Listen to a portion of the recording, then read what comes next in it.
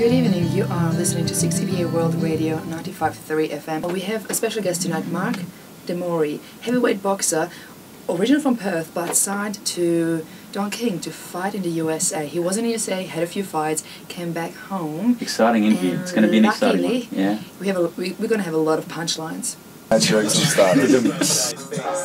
One goal I have in mind is I want to fight Nikolai Valuev. He's a 7-foot Russian that was the world heavyweight champion, and Don King has him signed as well, and that's my goal.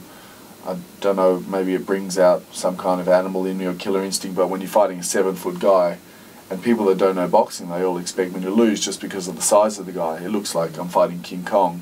So for me, that's the fight I want, and that's what we're working towards. Every little fight or anything is working towards that one big goal. Do you love the unpredictability part in boxing? Because you don't know when you're going to fight or whom you're going to fight, and you have to constantly train, constantly keep fit, because you never know there's going to be a fight. It's exciting knowing that anything could happen. Yeah. You know, like tomorrow I could wake up, my visa's done, and I'm fighting the 7-foot Nikolai Valuev. But then you get the other side, frustration of not knowing what's happening. So you have someone actually following you around with a camera and reporting your fights and your challenges. And very talented and well-travelled young man, I believe. Yep, 32 countries, I believe, so he leaves me for dead in that area. They're documenting everything, and what people see is the fight, but what they're going to see with this is the behind the scenes, the lying, the cheating, the stealing that people in the boxing world do, all the training, the frustrations, the highs, the lows, and... Shit, okay, let's do it. Okay. I'd love to know, because you're both working in very different fields. So, Mark, you're in boxing and you're fighting, and Dean, you are making movies and documentaries. Well, it started, I was a film student just at FTI. I mean, I've been travelling for the last 6 years, and I've always had a passion to do a documentary, real-life documentary on a fighter, and Mark's always been my friend, and I've watched him grow up in the boxing, and I used to see him down at PCYC just smashing the bags and smashing the mitts. He didn't have to ask me twice to put the camera on me, by the way. He didn't even have to ask you, so camera like, this is my face. Yeah, I actually demanded he film me. It's good fun having Dean along for the ride, not only to share the ups and downs and have a laugh, but when people see some of the footage he's got of what goes on in the boxing world, they're just going to be amazed. What are the learnings that you gained throughout your life, through your travels?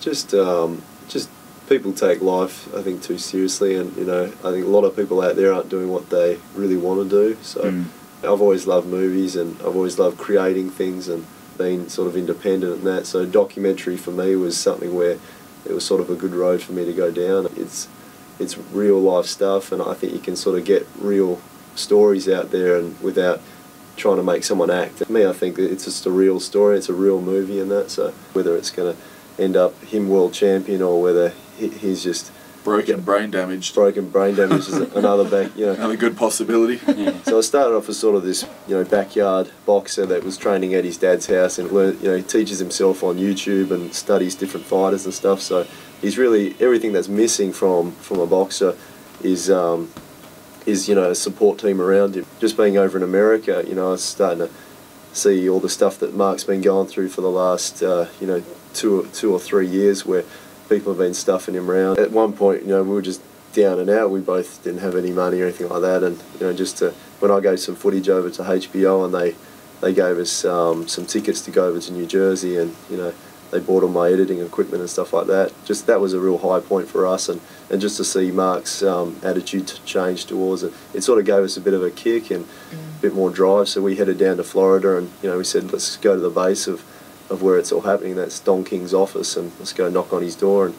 And so as soon as that started happening, some real positive things started happening. Unfortunately, I'm born with a killer instinct. If I don't have boxing, I'll be one of those people doing something crazy. I'll end up bullfighting or motocross riding, jumping 20-story buses. Or my idea of fun as a kid was to ride through stop signs without seeing if cars were coming and see if I could get through, and I'd do it 2 or 3 times, and I got hit by 2 different cars. Yeah. That's my idea of fun. So boxing is a very positive outlet for me. And by the way, these are the views of Mark, not specifically the radio station.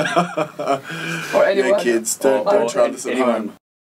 I just have never been able to understand how people cannot follow what they love, and I think a lot of people put their fears and insecurities on you without knowing it. It could be our parents, our friends, and And when I was turning professional, oh, you're going to get knocked out, or you're not tall enough, or you're not big enough, or, you know, white guys can't fight.